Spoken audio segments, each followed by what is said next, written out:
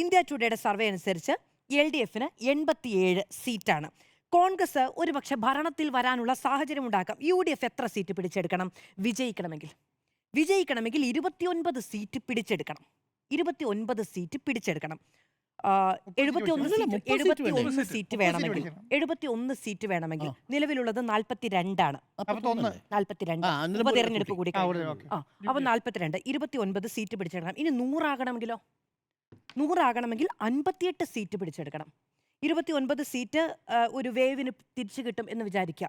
58 സീറ്റിലെ രാഷ്ട്രീയ മാറ്റം ഉണ്ടാകണമെങ്കിൽ കേരളത്തെ അട്ടപട്ടലം മാറ്റി എഴുതുന്ന വല്ല രാഷ്ട്രീയ ചുഴലിക്കാറ്റും സംഭവിക്കണം. അങ്ങനെയാണെങ്കിൽ ഒരു രാഷ്ട്രീയ വിദ്യാർത്ഥി എന്ന നിലയ്ക്ക് ഞാൻ അതിനെ ചരിത്രപരമായ ഒരു മാറ്റം എന്ന നിലയ്ക്ക് കാണാനും പഠിക്കാനും തയ്യാറാണ്.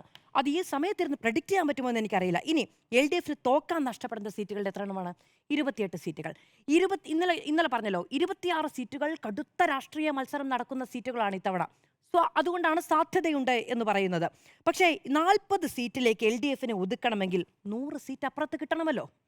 40 സീറ്റുകളിലേക്ക് ഒതുക്കണമെങ്കിൽ 100 സീറ്റ് അപ്പുറത്ത് കിട്ടണമല്ലോ. അത്രയും വലിയ, നേരത്തെ പറഞ്ഞതുപോലെ രാഷ്ട്രീയ ചുഴലിക്കാറ്റ് എങ്ങനെ സംഭവിക്കും എന്നത് സംബന്ധിച്ച് എനിക്ക് അറിയില്ല. അതുകൊണ്ടാണ് ഞാൻ പറഞ്ഞത്.